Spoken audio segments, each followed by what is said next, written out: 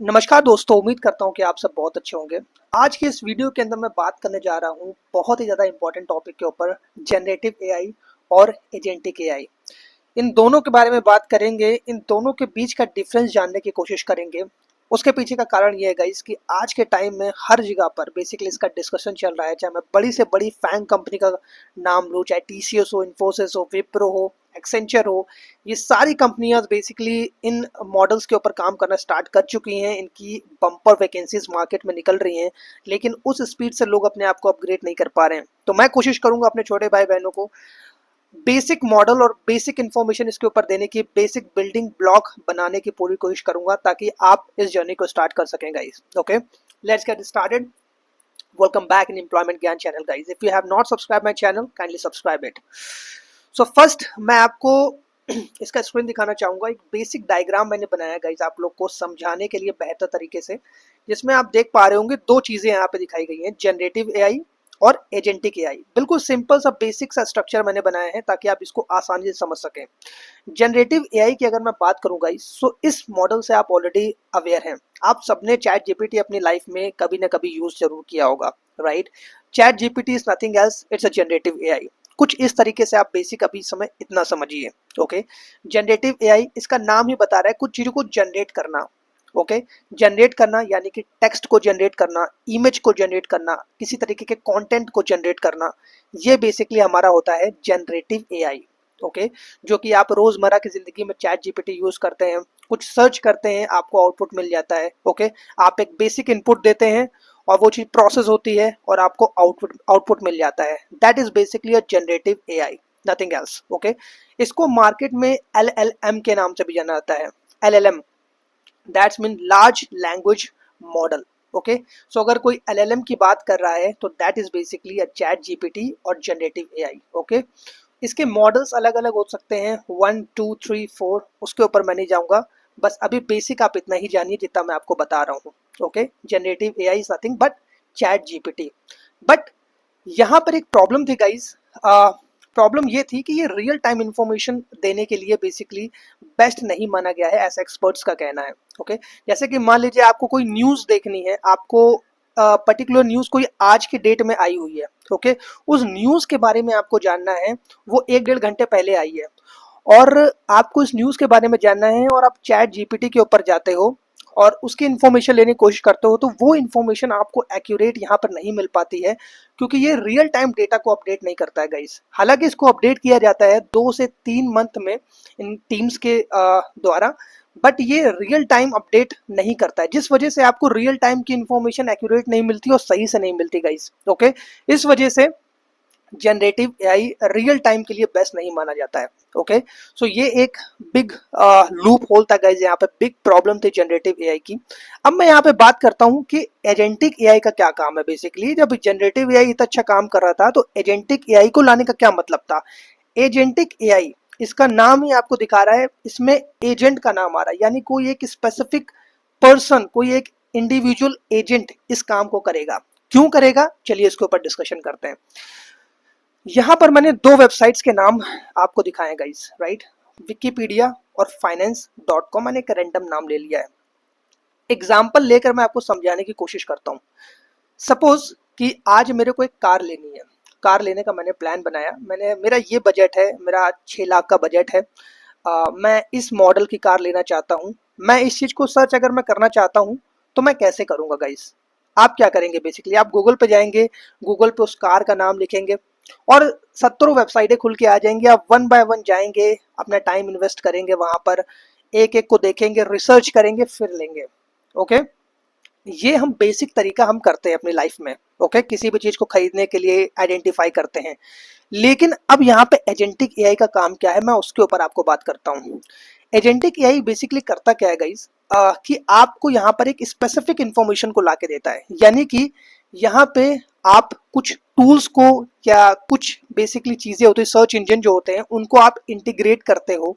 Integrate जब आप कर देते हो तो एजेंटिक एआई उन स्पेसिफिक वेबसाइट पर जाता है जिनको आप इससे जोड़ते हैं, इस बेसिकली एलएलएम मॉडल को जिससे जोड़ते हैं, उन स्पेसिफिक वेबसाइट के ऊपर जा करके एक्यूरेट इंफॉर्मेशन आपको ला कर देता है, चाहे वो रियल टाइम की क्यों ना हो। ये बेसिकली यहाँ पे इसका फायदा था। अब मैं इसको थोड़ा सा और आप लोग को डिस्क्राइब करता हूँ, हो सकता है कि ये आप लोग के ऊपर से गया हो। फॉर एग्जाम्पल, दूसरा एग्जाम्पल लेके मैं आपको बताता हूँ। जैसे कि मान लीजिए मुझे स्टॉक मार्केट की कोई अपडेटेड इन्फॉर्मेशन चाहिए।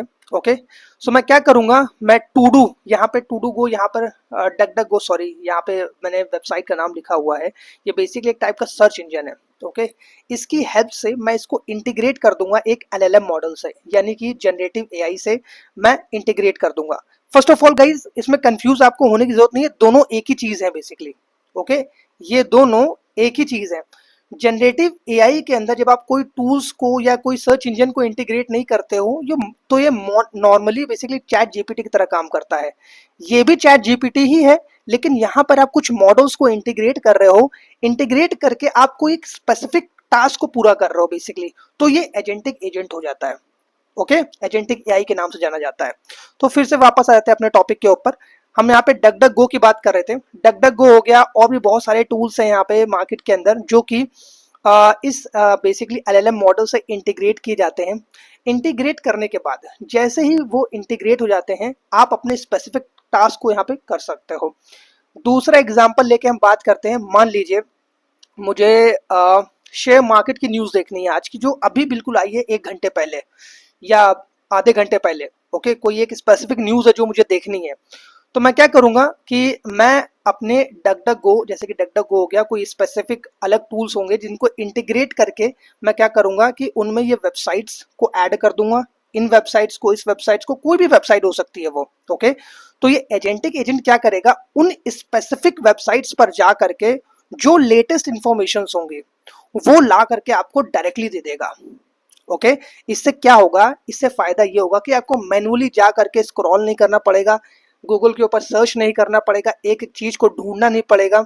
जो एक स्पेसिफिक इंफॉर्मेशन आपको चाहिए वो ये एजेंटिक एआई आपको ला कर दे देगा, जिससे कि आप अपना जो आपका काम होगा फाइंड आउट करने का, रिसर्च करने का, मल्टीपल वेबसाइट्स को देखने का, वो काम आपका बहुत ईजी हो जाएगा गाइज यहाँ पर with the help of agentic AI. ये बेसिकली काम था एजेंटिक एआई का। अगर मैं और डीपली अगर आपको बताऊं तो इन दोनों मॉडल में, यानी कि जनरेटिव एआई और एजेंटिक एआई, इन दोनों में कुछ खास डिफरेंस नहीं है गाइस। ये जो हमारा जनरेटिव एआई है, ये हमारे बेसिक टास्क को यूज करने में हमारे काम आता है एवरीडे। बट अगर हम इसके साथ कुछ टूल्स को इंटीग्रेट कर देते हैं और कुछ वेबसाइट्स को इंटीग्रेट कर देते हैं, उसके बाद ये कोई एक स्पेसिफिक टास्क को करने के लिए इस्तेमाल किया जाता है। Okay, that is called basically the agentic AI is. Okay, so ये मुझे लगा कि गाइज आप लोग को बताना ज़रूरी है। बहुत सारे दोस्त थे जो इनके बारे में जानना चाहते थे, तो मुझे लगा कि मैं आपका बेसिक एक स्ट्रक्चर रेडी कर दूं ताकि आप इन चीज़ों को अच्छे से समझ सकें, क्योंकि आप चाहें चाहे ना चाहें आपको ये चीज़ें सीखनी पड़ेंगी गाइज। ये मार्केट के रिक्वायरमेंट है। ये जो एजेंटिक एआई यहाँ पर आप नाम देख रहे हो ना, इसको आप अपने खुद से बेसिकली अपने आप को रिप्रेजेंट कर सकते हो। We all are working in any organisation as an agent. Okay, हमको एक ट्रेनिंग दे दी जाती है, उस ट्रेनिंग के बेसिस पर हम उस पर्टिकुलर टास्क को कंप्लीट करते हैं। लेकिन सोचिए अगर वही ट्रेनिंग, वही सारे के सारे मॉडल्स अगर इस एजेंटिक एआई को बता दे जाए, तो ये काम तो ये भी कर सकता है। इस चीज को लेकर के मार्केट में इतना फेयर फैला हुआ है कि लोगों की नौकरी जाएगी। डेफिनेटली गाइज यहाँ पे नौकरी जाएगी, लेकिन न्यू तरीके की अपॉर्चुनिटीज भी आपके सामने आएगी, डेफिनेटली आएगी, क्योंकि इसको रन करने वाला भी एक ह्यूमन होगा गाइस। ओके, ये खुद से एजेंटिक एआई वर्क नहीं करेगा। इन मॉडल्स को क्रिएट करने के लिए भी इंसानों की ही जरूरत पड़ेगी गाइस। ओके, सो इस वजह से यहाँ पे बोला जा रहा है कि जो तरीका है मार्केट में जॉब्स का, वो डेफिनेटली चेंज होता हुआ देखने को मिल रहा है। सबसे बड़ा जो कारण है उसका यही है गाइस। ओके, उम्मीद करता हूँ कि मैं आपको जनरेटिव एआई और एजेंटिक एआई में बेसिक डिफरेंस मैं आपको बता पाया हूँ। अगर आपको कोई भी कंफ्यूजन हो गाइस इस चीज़ को लेकर के, इन चीज़ों को लेकर के बेसिकली, तो आप मुझसे डायरेक्टली कमेंट सेक्शन में पूछ सकते हैं। मैं पूरी कोशिश करूंगा आपके एक एक डाउट्स को क्लियर करने की। मैंने अपनी तरफ से पूरा 100% दिया कि मैं इस टिपिकल टॉपिक को मैं आपके लिए ईजी कर सकूं। ओके, एंड फिर भी अगर आपको कोई भी कंफ्यूजन हो तो आप डायरेक्टली पूछ सकते हैं। वेलकम, मैं आपके एक एक क्वेश्चन का रिस्पांस देने वाला हूँ गाइस। ओके, एंड आगे भी मैं कुछ ऐसी वीडियोस पोस्ट करूंगा गाइस। मैं स्टार्ट कर रहा हूँ इस पर्टिकुलर टॉपिक्स को, ताकि अपने छोटे भाई बहनों को थोड़ी सी मैं और अवेयरनेस दे सकूं इस पर्टिकुलर टॉपिक में, ताकि वो अपना और रुझान बनाए इस पर्टिकुलर एरिया के अंदर और लाइफ में आगे बढ़े। ओके, इससे डरना नहीं है, इसके साथ कॉम्पिटिट करना है और लाइफ में आगे बढ़ना है, डरने की कोई भी बात नहीं है। Fine. So thank you so much guys for again watching this video. If you are new on my channel guys, so subscribe to my channel and share to my channel to those who are basically worried about the AI.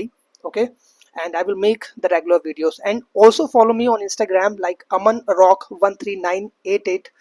It's my Instagram handle. You can go and follow. I also update over there important updates. Thank you so much for watching this video. Keep your good work and good luck.